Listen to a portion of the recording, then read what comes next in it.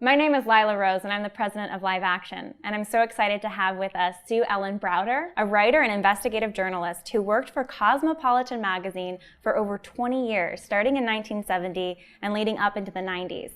Sue has recently come out with an amazing must-read book called Subverted: How Helped the Sexual Revolution Hijack the Women's Movement. She's here with us to share more about her amazing book and her story. Thanks for being with us, Sue. It's a great joy to be here. Thank you, Lila. So tell us first how you got started in journalism leading up to the time when you started to work for Cosmo. I grew up in Iowa and I wanted to be a journalist. I went to the University of Missouri School of Journalism, got a great degree, went to California, took a year and worked in a newspaper. And actually at that time, this was in the 1960s, I was actually fired for being pregnant at this newspaper. So who fired you? The editors. That was policy. Yeah, it was at the South Bay Daily Breeze. And what year was that? That was in 1969. Wow. And I didn't know, I had no idea that you'd be fired for being pregnant, but they said you could only work 5 months and after that you'd have to quit with no promise of having a job when you'd come back. So I pretended that I was only 5 months pregnant when I was actually 8 months pregnant. Well done. And I'm very short, and I was waddling around like an elephant, and people were saying, "Oh my goodness, really? 5 months?" But the editor outright came and said, "You're fired for being pregnant." Yeah, well, yes. And I want to address that because it seems it could be indicative of real problems women were facing then and still many are facing today. What was the culture like in the 50s and the 60s for women? Well, people don't remember how bad it was for women. When women were going into the workforce, they were finding a lot of injustices that they didn't expect. That was only one of them. The women were not paid what men were paid for doing the same jobs. Women were fired for being pregnant. A woman who was a flight attendant, if she got pregnant, or if she even got married or gained weight or turned 32, she was fired. So there were a lot of things. There was a lot of sexual harassment going on, and that's still happening today. Unfortunately, yes. That's right. So there were a lot of things. Women in some states could not serve on a jury. A married woman could not get credit in her own name. So this was an entirely different. Women couldn't go to college in some places. It was very hard for a woman. Very few women were doctors and lawyers. Women were shut out of the professions. So this was a time that women were very concerned about a lot of injustices, and they were all pulling together to try to correct those. And when Betty Friedan wrote The Feminine Mystique in 1963, that was the relaunch of the women's movement in the 20th century. She was saying that women were at home, they were bored, they were housewives, they were educated, they wanted to get out and work in the workforce, they wanted their own lives, they also wanted to be mothers, but they wanted the whole thing. They wanted a lot more than they had. And so at that time, Betty wrote her Feminine Mystique book, and everybody went crazy. They said, yes, we agree with this. They all agreed with the women's movement. It was very unifying in those days. And what impact did Betty Friedan's Feminine Mystique have on you as a young woman in the workforce in the 60s? Well, I think the impact that it had was I felt like I could do anything. I really, by the time, that was 63 that she wrote that book. By the time I got out of college, it was 68. And 69, I thought I could set the world on fire. And then when I found out that I was going to get fired for being pregnant, I was like, what? What? Well, this women's movement was obviously for me. And what interested you about Cosmo? Why did you go for the job? Well, I was glamour struck. I was a small town girl from Iowa, and I was very glamour struck. But also when I was at the University of Missouri, we had a class where we studied magazines and what were they doing in those magazines. If you were going to write for this magazine, what would you do? Magazine markets, it was called. So I chose Cosmopolitan. I was fascinated with these magazines. So then when I got to New York City, the reason I got the job at Cosmo, it was just advertised in the New York Times. I didn't know it was Cosmo. It was just a magazine that they were looking for an editorial assistant. And so I applied, it was Cosmo. And I was like, wow. And there were 18 people that applied for the job, and I got it. Now, Helen Gurley Brown, the editor of Cosmo, you had some interesting conversations with her, and you learned some interesting things you share in your book about how Cosmo got across a certain philosophy or message to women at the time. Right. Can you share more about that? Right. She taught that sex without the kids and hard work will set you free. That was Gurley Brown's philosophy. She was had been a copywriter in California. She was one of the biggest advertising copywriters in the country. She was very good at what she did. And then she took Cosmopolitan, which had been a homemaker's magazine, and turned it into a sex rag, basically. And it was very, very popular in those days. Cosmo was the hottest women's magazine in the nation. And that was her philosophy. Hard work and sex without the kids will set you free. She didn't have children. She was married, but she didn't have children, nor did she want them. She said children were more of a nuisance than a blessing. And you could get married, but you should have abortions, or you should use the pill. And if the pill failed, you should have an abortion. Can you tell me more how she instructed you and other writers, to sell her particular ideology? We made up a lot of those stories. It was just, for example, a young woman, her name is Mia, she goes to Paris, she meets a man on the Champs-Elysees. That night, they fall in love. They fall in love that day. They go to hotel on the left bank, and the next morning, she knows that she's in love. It's all beautiful. It was all made up. There was no Mia. There was no hotel on the left bank. It was all an illusion. And we created this fantasy world. The Cosmo girl, at least in the beginning, before a lot of women began to buy into it, the Cosmo girl was just a sexual fantasy. She was a marketer's dream, however, because she would work hard, and she was on the pill, and she would get an abortion, so they weren't going to have to fire her for being pregnant, because she was never going to get pregnant. Okay, she didn't press for working women's rights. She didn't press for family rights. She didn't press for child care. She just worked hard and for the corporation. Basically, she was a man. So it would make sense. I mean, Helen Gurley Brown's sexual revolution. Then, what was abortion to them? How did abortion fit in with their plans? Well, first of all, Helen Gurley Brown, I don't know if she ever had an abortion. She did not get married until she was 37. She was married for 50 years to the same man. But the reason abortion fit into her plans of the way women should get ahead was because she was selling the life that corporate America wanted women to live. So that they could have women working, but they wouldn't have to mess around with all that. So in that way, pregnant women and moms were an inconvenience to Helen Gurley Brown, just like they were to a lot of employers. There was a secret that nobody knew, is that mothers were not actually in the magazine. You never saw a mother in the magazine. You never saw a child in the magazine. Propaganda is half-truth, selected truth, and truth out of context. It isn't just a bunch of lies. And one thing that people don't recognize about propaganda when they look at it is look for the things that aren't there. The things that are invisible. The mother and the child was invisible in the Cosmo girl philosophy. So Helen Gurley Brown, she has this magazine. There's no kids, there's no women, there's no pregnancy. It's about sex, it's about products, it's about this materialism. Right. How did that flesh with her own lifestyle? Because from all accounts, she married one guy and expected him to be faithful to her and lived her life out with him. Right. They were married for 50 years. Remember, she didn't get married until she was 37. And Helen said that this was the way she had lived in the beginning. This is how she got so far ahead. She urged young women to sleep their way to the top. Sleep with the boss if he's a married man. And she said, it's good to sleep with a married man. Women sleeping with her married husband. So that was more other people should live that lifestyle. Not her and her family. Not her family, not her husband, especially not her husband. What did Betty Friedan think of Helen Gurley Brown and Cosmo? She thought Cosmo was quite obscene and quite horrible. Betty Friedan said that the women's movement was about a woman's personhood. And she said that Cosmo, which was turning women into a sex object, was denying women's full personhood. So just to turn woman into a sex object was not at all what she had in mind. She was fighting for equal respect and dignity in education and the workforce. So these two were two radically different movements. When I was at Cosmo sitting there, I could see that. I mean, Helen Gurley Brown would have loved to have been part of the women's movement, but Betty Friedan called Cosmo quite obscene and quite horrible, and even at one point called for a boycott of the magazine. Wow.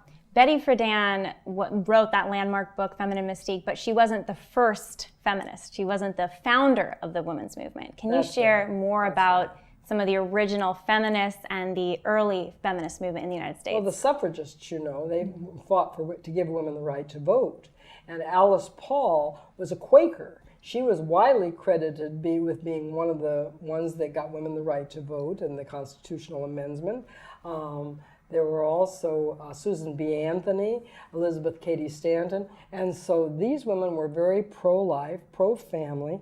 Betty Friedan talked in her book about being very pro-family. She was saying that women needed to combine work with family. She wasn't saying, no, abandon the kids, go out and work and never come back. She was saying we needed both. So Betty Friedan, do you see her and her feminine mystique as an extension of the earlier women's movement? Alice Paul, Susan B. Anthony. I think she felt that she was doing that. I know when there was a meeting and the old suffragists were there, she was very, very pleased and very, very excited. You had said that Betty Friedan called Cosmo quite obscene and quite horrible. And that's because there's a personhood element in the women's movement of Friedan, and the earlier women's movement is about women's liberation, women's full identity, instead of the Cosmopolitan's view of just their sexuality and getting ahead in a material way. That's exactly right. There was one thing that they all had in common, though. Betty Friedan did have a very materialistic understanding. When she listened to these women at home who were having so many problems, she immediately concluded that if they just got out and got a job and made some money, they'd be happy. Well, we've seen the results of that philosophy. That hasn't actually materialized either. But she was anti-Cosmo. Oh Betty yes. Friedan. Oh yes, because she was the whole sexual revolution and the women's movement were two radically separate movements. So when you ask, you know, why did you write this book Subverted?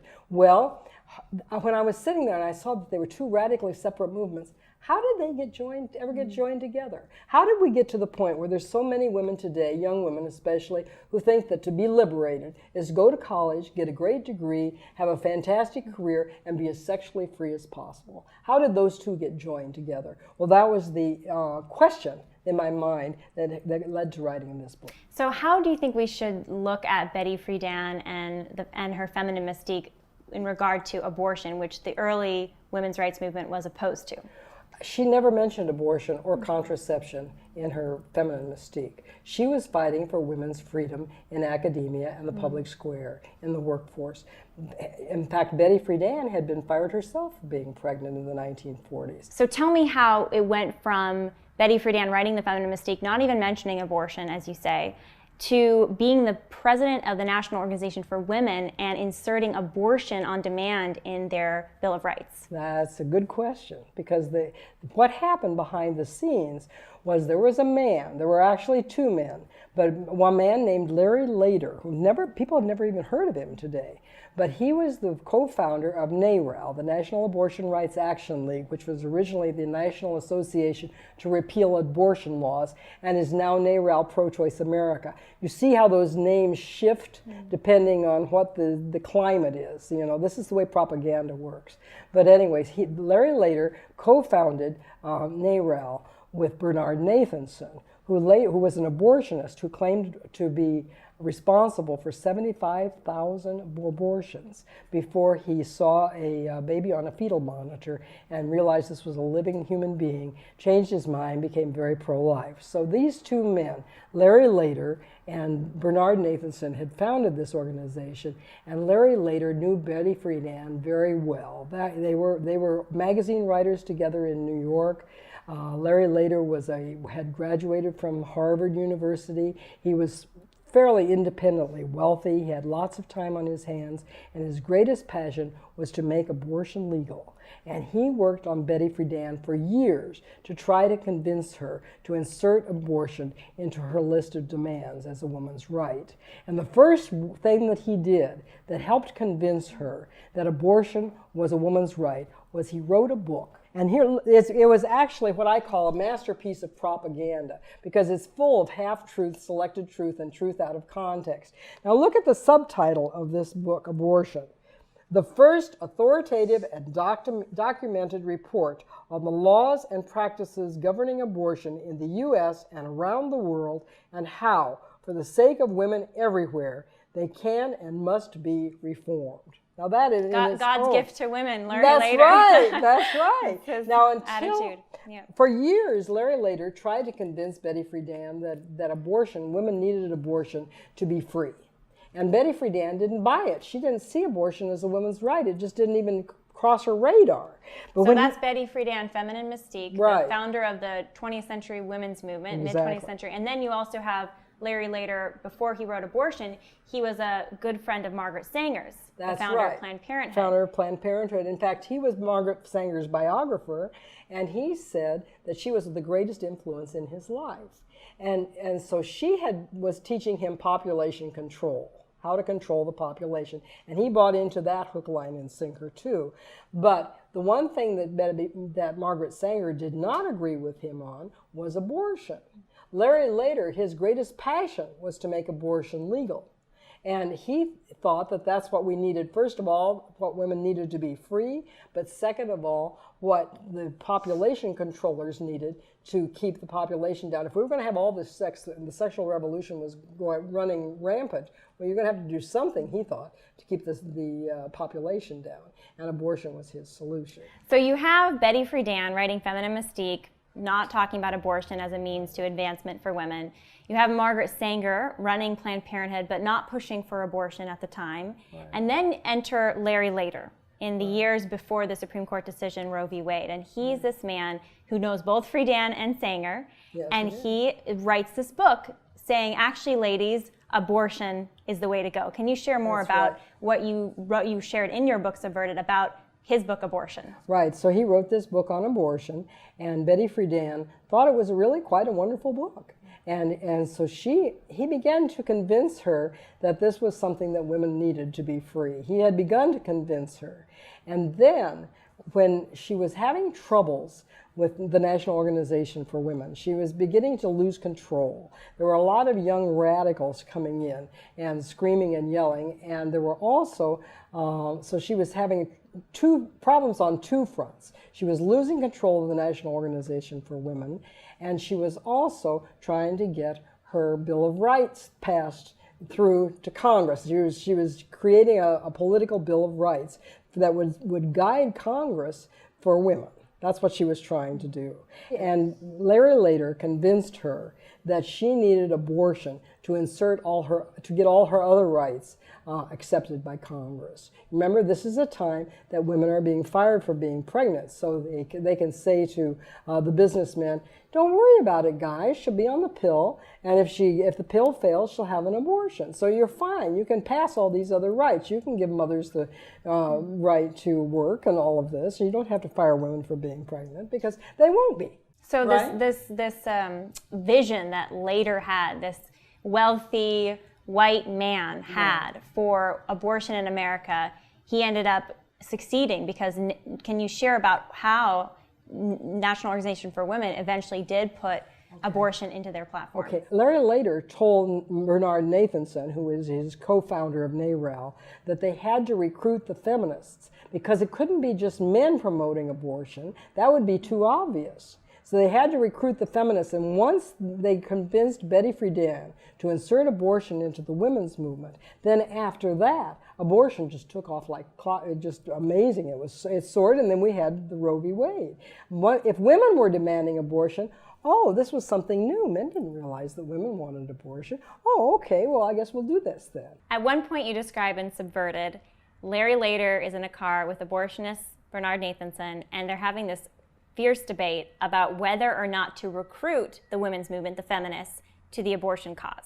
Larry wanted to recruit the feminists. Bernard Nathanson was afraid that if they recruited the feminists, that they had all these wild-eyed women pushing for abortion, the judges and legislators, who were mostly white men, would dismiss the abortion cause. So he said that if women were defending abortion, it would actually set their cause back. So these men are trying to scheme about how to get women to support abortion. Right. And they're worried about how they can control the feminists in convincing male legislators. That's right. And if male legislators see all these wild-eyed women fighting for abortion, they thought maybe that would set their cause back, because all those legislators and judges were white men. But it ended up working because because Justice BLACKMUN ends up quoting Larry later. Right. And they didn't even need the legislature. Right. They had the Supreme Court. Well, you see, the thing of it was, there were so many rights in the women's movement that were legitimate justice, fighting for legitimate justice. And again, what they did was they plunked that abortion into the middle of all that, and was hard for people to separate it out.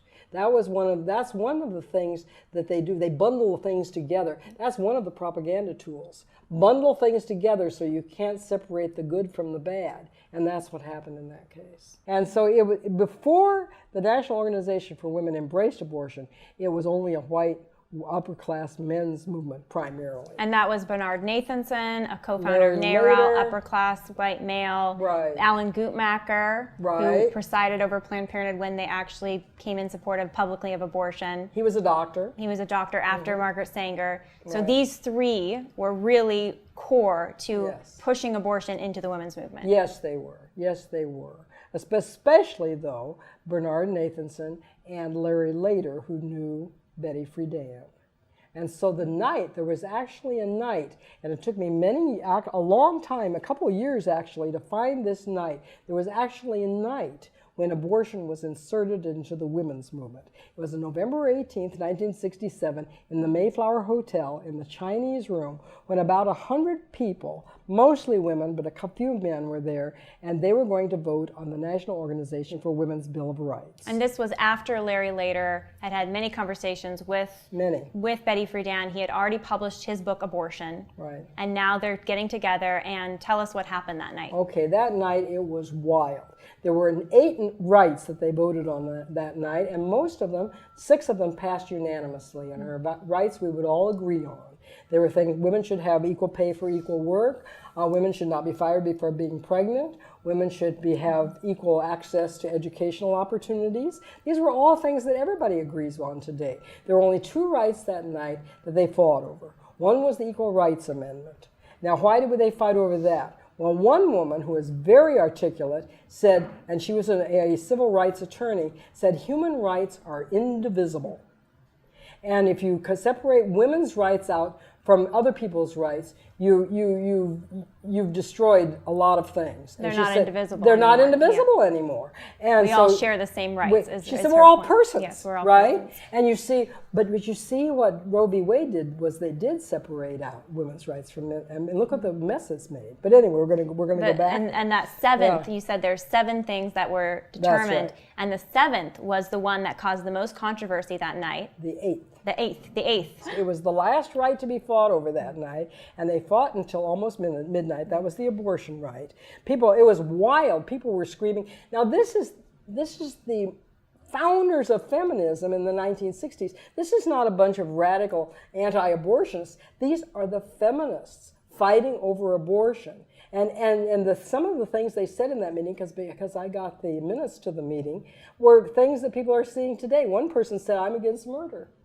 So this is a group of mostly women, after Lader's book, before Roe v. Wade, after the book Abortion, and Betty Friedan is presiding over the National Organization for Women, and they're deciding their Bill of Rights. And you're saying the hottest debate that they had that night was over abortion. That's right. And there were many opposed, as there were others arguing for it. They were fighting for it nonstop. There were a lot of people opposed. In fact, they were so opposed that at least 1/3 of those women walked out and later resigned from NOW over the abortion vote. They completely left the organization. They completely left the organization. Wow. And so what you had there that night, behind the scenes, something that's never been reported except in this book, Subverted, for the first time, is that you had pro-life feminists leaving the National Organization for Women, and pro-abortion feminists staying.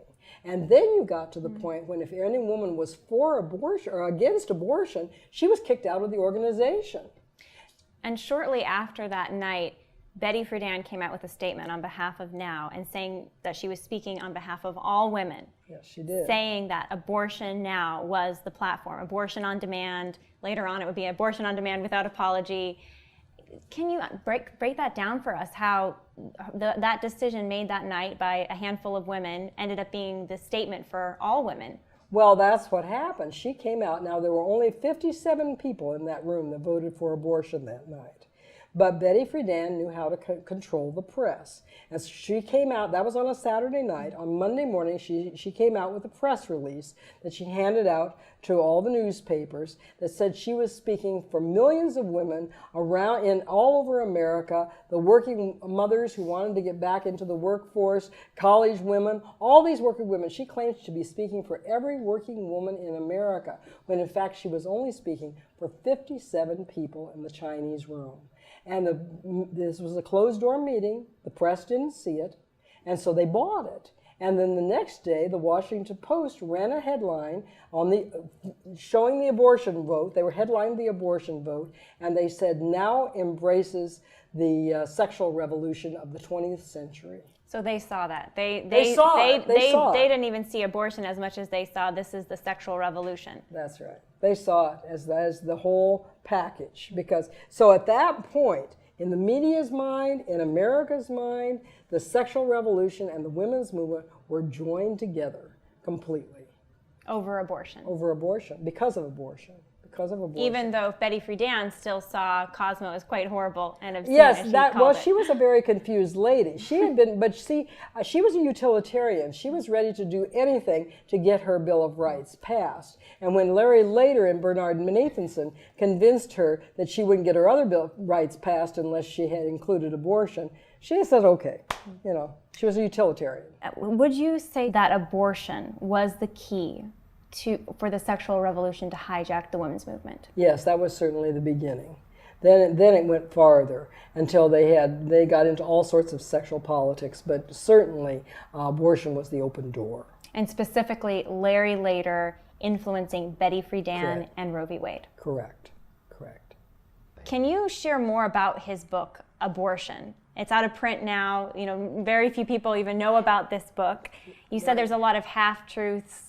Yes, truth out of context. Can you share more about that? Well, for one thing, it was very, very hard to sort out all the lies that he told in that book, because again, propaganda is not just a bunch of lies, it's half-truth, selected truth, and truth out of context. But if you just look at, for example, the statistics, he said that there were 1 million to 1.5 million illegal abortions every year. Well, that was totally fabricated. But later on, Bernard Nathanson even said we fabricated those numbers. Yes, he did. They fabricated the numbers. And the same way they said that women were dying, all these women were dying of abortions. In fact, they knew that it was fewer than 300 that had died from abortions every year. Sounds like they took a page out of the Cosmo playbook to make stuff up. They did. They were making stuff up. Well, that's what one of the reasons I wrote this book is I had gone to a conference where Bernard Nathanson spoke, and he told us about all the lies that they had told to sell abortion to the American people. And then I had also written an article on KINSEY, ALFRED KINSEY, who was considered the father of the sexual revolution, and all the lies that he had told. He made up a lot of stuff. It was very fabricated. And very horrifically abused children during his so-called studies. Exactly. So and I realized that if KINSEY had lied, and if the abortionists had lied, and if we at Cosmo were lying, then the whole sexual revolution was made up of whole cloth. Wow. It was all lies. And then we sold it to the American people through more and more lies, and through the women's movement. Movement. That's right. Through the women's movement, the sexual revolution was sold to the world, the whole world. I found it striking reading Larry Lader's out-of-print abortion book, which I want you to share more about in a moment, was quoted multiple times by Supreme Court Justice BLACKMUN Right. in the Roe v. Wade decision. Right. But in the book, he didn't even talk about abortion in the sense of a child existing, maybe the child having rights, considering that the child might be a human being that's growing. No. There was almost fascinating, no discussion of the embryo of the fetus. It was focused instead on this so-called already established need for abortion. That's right. Why did Larry later, why was he so obsessed with abortion? Well, he said he was also obsessed with the sexual revolution. He wanted the sexual revolution to succeed, and he said to mess with abortion would turn all of sexual morality upside down. So if you could get legal abortion, he was saying sexual morality goes out the door, was his position. That's right. He believed that the middle class were just a bunch of hypocrites, that they were all really doing all this stuff, and he said it was time for that to stop. And that was based on the research of ALFRED Kinsey, because his research claimed that people were sexually licentious. There's a lot of licentiousness that later on people said he made up. Right. And now Larry later was saying, well, we need abortion in order to enable this. Right, to enable the sexual revolution. He also was a population planner. He thought that we needed to eliminate poor children in other countries if we were going to have freedom in America. So he was also a population planner.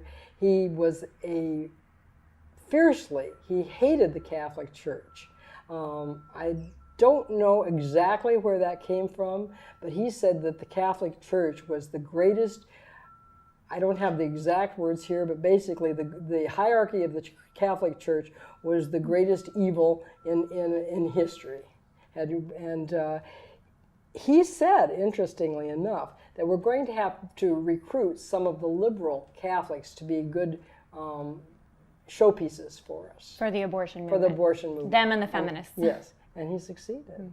And I found it also very telling that in his book, Abortion, he talks about abortion being necessary for sexual freedom, basically. Right. But he doesn't once really address that maybe sexual freedom is something that can be lived out in a marriage relationship, that it can actually lead to children. That's a good thing. It seemed to be that wasn't even part of his calculation.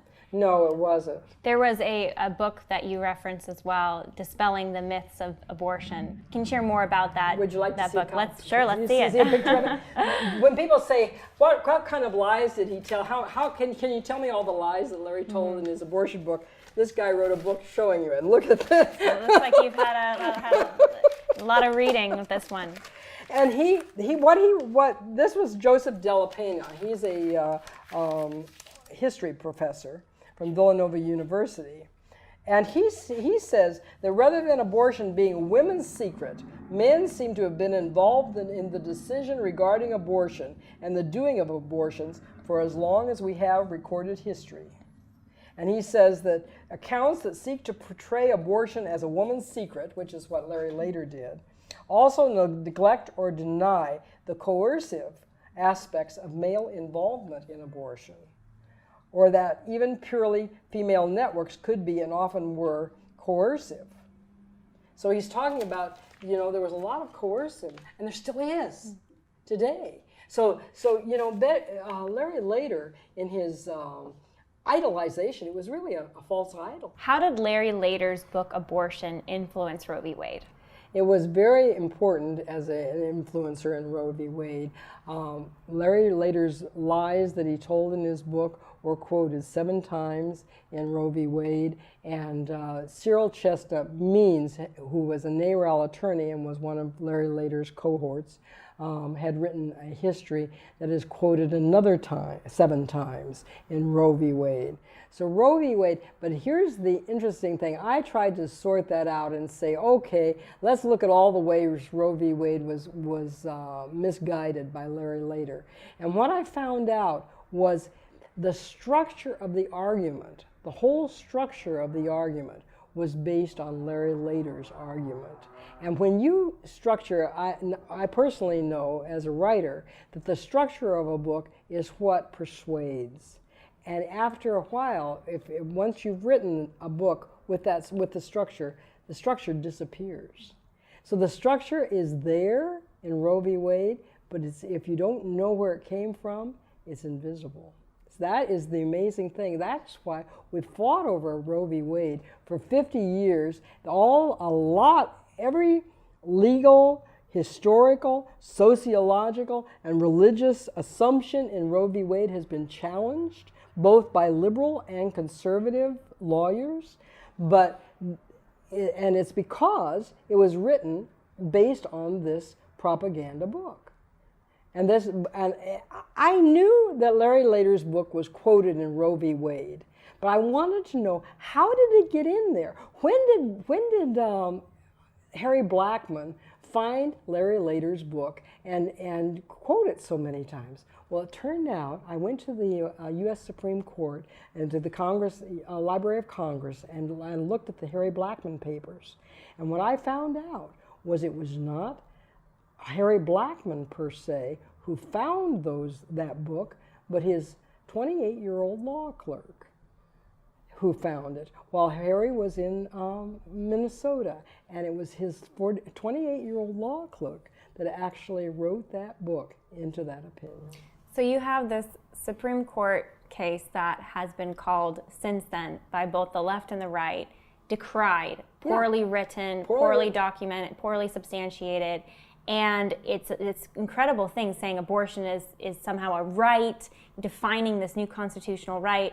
And you're saying that you believe that it was written basically after Larry Lader's abortion book, and not even written by Supreme Court Justice Harry Blackmun, but by a law clerk that seemed to be enamored with Larry Lader's book. Who was certainly pro-abortion. Very liberal, a young law clerk, 28 years old, was very pro-abortion.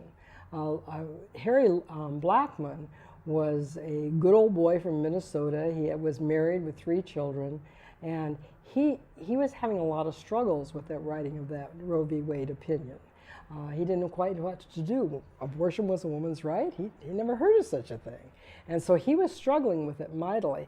And when he went to the Mayo Clinic that summer to try to figure out, he went to do his own research. Now, this is something I didn't know. Can a Supreme Court justice, he didn't think the arguments in Roe v. Wade were very good. So he's running off to the Mayo Clinic in Minnesota to do his own research. Is that what Supreme Court justices do? They do their own research because the arguments weren't good? But anyway, that's what happened. And while he was there at Mayo Clinic in Minnesota, his 28-year-old law clerk wrote the history of Roe v. Wade and sent it to him. And Harry says, thank you very much. Now I'm off the hook. I mean, he didn't say that, but that was the feeling. And Larry Lader and his friend are quoted 14 times. 14 times. In Roe v. Wade. Right. So Roe v. Wade becomes the ruling of the court in this famous 1973 ruling, and America's never been the same since. And it's something that affected you personally as well, Sue, which you share in your book. Can you share a little bit more about that experience, having your own abortion, and the effect that the Supreme Court decision and the change in law even had on your life?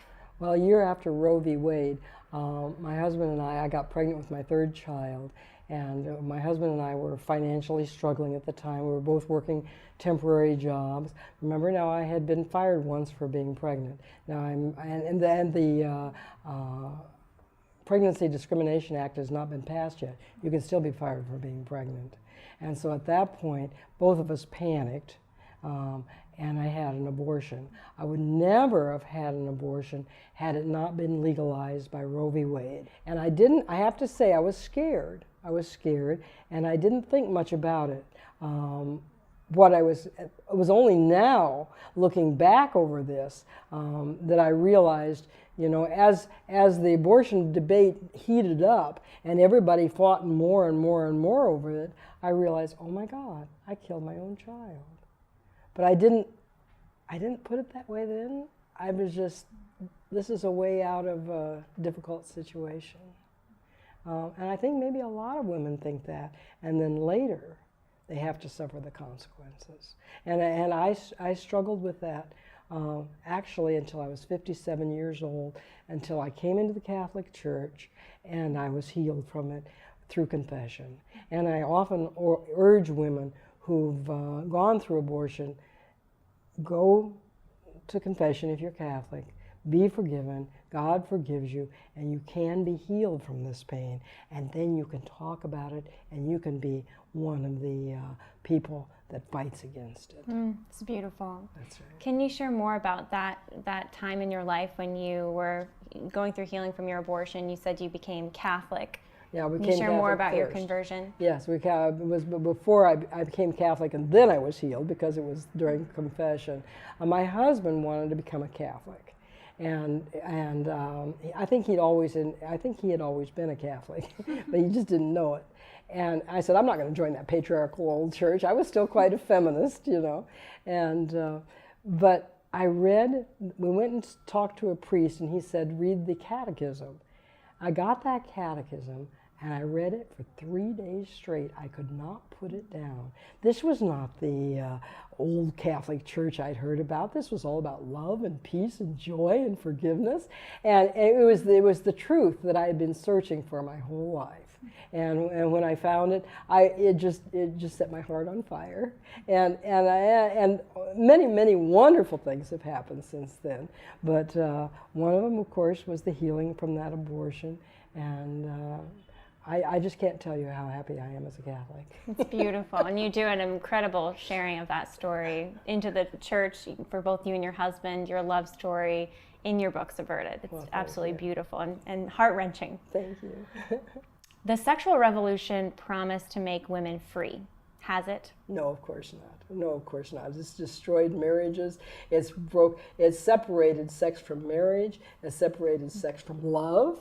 You know, just if it feels good, do it. It's separated men from women. Or if you're Harvey Weinstein, if you want to do something, do it. That's right. Regardless of what That's other right. people want. The sexual revolution, as Helen Gurley Brown defined it, it was included in work. Sex and work should go together. It didn't say you shouldn't sexually harass. It said, yeah, go for it. You know, have sex with the married man. Go to the top. You know, work your way up. So sexual harassment was a good thing if you were the one using sex in the workplace. She would have said, you know, oh, don't be so pippy-poo about it. You know, let men do what they do. She was. Well, Helen was Helen. I won't say any more. You mentioned, Sue, that fateful night when Betty Friedan, presiding over National Organization for Women, inserts abortion after 57 votes into the platform. And some pro-life feminists walked out. That's right. They left National Organization for Women. Right. What happened to those pro-life feminists? That's an interesting question. One of them was a woman we've never heard of named Betty Boyer. She was a Cleveland attorney. She said that a human life, a baby's life, is a sacred trust. And she went back to Ohio, and she was going to give women the organization that she had promised them. And she created an organization called the Women's Equity Action League, WEAL. And nobody has ever heard of that. I spoke in Cleveland to a pro-life group, and I said, has anybody ever heard of WEAL? And they said, no, nobody had heard of it. Nobody has heard of Betty Boyer. But that organization only had 10,000 people, but it did wonderful work. They opened up academia to women. They got rid of help wanted male and help wanted female ads in newspapers. They fought for sports programs in schools.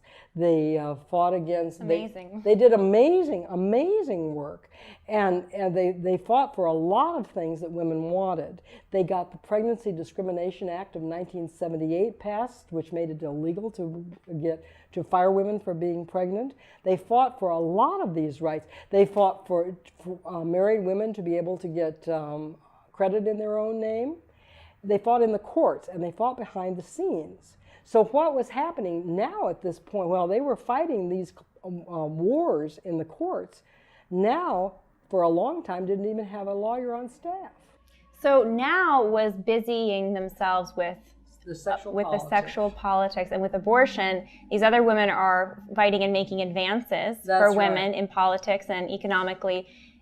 Can you talk more, and you shared this in your book, how the pro-abortion feminists then started taking credit for the advances of pro-life feminists? Well, it was more a matter of the pro-life feminists not wanting the publicity, okay? Because I talked to Betty Boyer's niece, and she said they didn't want the publicity. These were women with good jobs. They didn't want their bosses to know they were out there on those lines picketing and stuff like that. So when the more, if you want to call it liberal women who were also pushing the sexual revolution wanted to take credit for all of these things. I'm not saying that they didn't work on them at all. Yes, they did.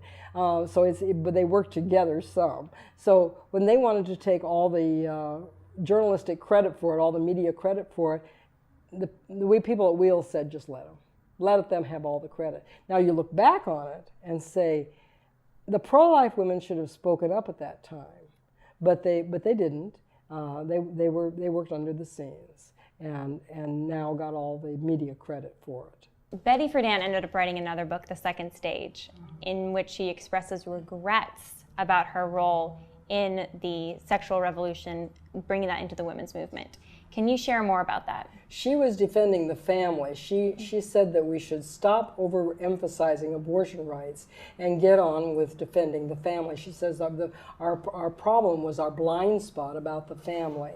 And even as late as the year 2000, listen to what she wrote. She said, ideologically, I was never for abortion.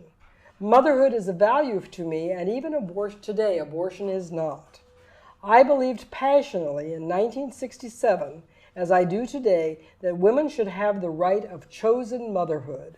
For me, the matter of choice has never been primarily the choice of abortion, but that you can choose to be a mother. And she says, that is as important as any right written into the Constitution. I find that so fascinating, Sue, because Betty Friedan is identifying we should be able to know how our bodies work and know when we're having children and be able to plan for that. And Larry later, he never really talked about women understanding their bodies, fertility awareness. There was this idea that you have sex equals you're going to get pregnant equals you should have access to abortion. There was no discussion of understanding how our bodies work and how our sexuality works. That's right. And women are now taking charge without having to pump their bodies up with chemicals, and they're taking charge of the true charge of their sexuality. So Betty Friedan's feminine mystique never mentions abortion. Later on, she accepts abortion. And then later on, after that, she writes another book and makes statements about her regret, that a regret about missing a mark. She thought she missed a certain mark. Can you share more about that? Her blind spot, she said, was the family. She reduced women in the feminine mystique to their economic potential and their academic potential. Which was what she wanted at that time. She wanted to get back. She'd already raised her 3 kids, and she wanted to get back in the workforce, and she was having troubles finding it, getting back into it. So she reduced women. It was always a reduction. The sexual revolution reduced women to being sex objects. Betty Friedan reduced women to being economic players, I guess, the people who were going to make all the money. Political. She reduced women to their political needs and stuff like that. So you had this reduction of women. The old days was they reduced women to housewives. A woman is not to be reduced to any single role in her life. A woman is to be respected for her full personhood. And there were too many reductions of a woman's personhood. And that's what we're fighting today, is those reductions. Everybody says, I've got the answer. No, you don't. No, she's not just a sex object. And then somebody says, oh, well, she should be only a stay-at-home mom. No, that's not right either. What's the common theme for all of these views of women? Well, I think the common theme is that they're not treating women as persons, especially as choosing persons who can do their own thing. They're all compartmentalizing women into certain categories that you can sell products to. Betty was fighting against selling products to the housewife. Well, now we've got everybody selling products to the women who are sexually active. It's always about selling stuff to women rather than viewing women as full persons who have the right to do their own thing, to have their own decisions, their own lives, that are not, that a woman is not what she has, it's who she is. And they're all looking at women through how can we exploit this consumer? How can we exploit this consumer called a woman? No, no, no, no, no. Stop that right now. What do you think is the solution for today's women? We're in the aftermath of Roe v. Wade, of 60 million abortions now. We're in the aftermath of the sexual revolution, now the horrific sexual assault cases that are now, they've always been there, but now people are actually concerned, thank God. But how are we doing today, and what can we do about it as women? I think as young women especially, you need to realize that the pro-life movement is the true feminism of the 21st century, and you need to take charge of that. Yes, my generation did some good things. You know, we got the Pregnancy Discrimination Act passed. You're no longer fired for being pregnant. We got a lot of good things done, but we made a lot of mistakes. And the mistake we made was joining the sexual revolution to the women's movement. We need to separate those out. Women realize that woman is most free when she is connected in love with others, and stop trying to turn a woman into a sex object. Separate, if we can, separate those two out again and say women to be free need to be women who are treated with dignity and respect. And the sexual revolution does not do that. It's beautiful, connected in love to others. That's right, that's right. And Betty Friedan's critique in Feminine Mystique was they're subordinate in love to others, That's right. as far as instead of connected, as in equal in dignity. That's right. So would you say the women's pro-life movement today is the ultimate equality movement? I think it is. I think it is. As I say, I think the women's movement, we started out with the suffragists who were pro-life. Betty Friedan was pro-family in the beginning. Wheel was pro-life. So I think that the pro-life movement, that was the thing that I realized while I was writing this book. I thought, oh my goodness, the pro-life women's movement is the authentic women's movement of the 21st century, and it was the authentic women's movement all through the 20th too. We just didn't know it. Beautiful. That's and how can you explain that to us? The pro-life movement is the authentic women's movement. The pro-life movement is the authentic women's movement because it's fighting for a woman's true personhood. She doesn't have to split herself between either a homemaker or in the workforce. She can have both the work at home and the work in the workplace, and she can be supported by her husband. My husband and I worked at home together. We took equal responsibility for the children, raising the children. In fact, he wrote a book called 101 Secrets a Good Dad Knows. So yes, the pro-life women's movement is the authentic women's movement of the 21st century, and men are working with us on this, and we are going to win. Beautiful. And the idea too that we don't need to choose between children and exploring economic opportunities or education, that we can find ways and work with society to find ways to integrate. That's right. Pro-family as well as being pro-woman, pro-man, pro-child. And you look around and so many women are doing it today. They're doing it in their own way, but they're all doing it. Some women are working at home, some of them are teaching classes online.